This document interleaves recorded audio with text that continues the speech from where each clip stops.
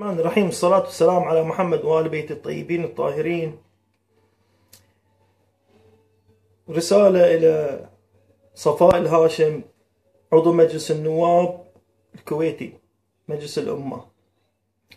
والله يعني يا أختي صفاء، اسمحي لي أنا أتشرف أن أسميش أختي.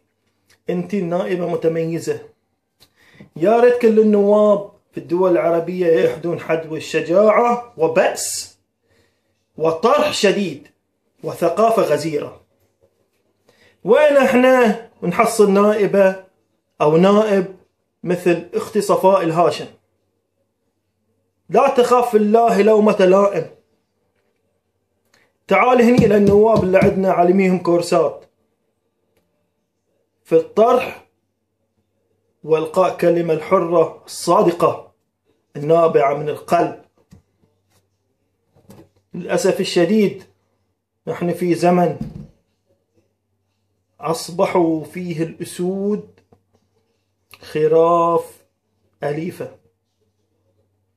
اختي صفاء، سيري على بركة الله، فكل الشعوب الحرة معك. الله أكبر. أخوك جعفر الخابوري.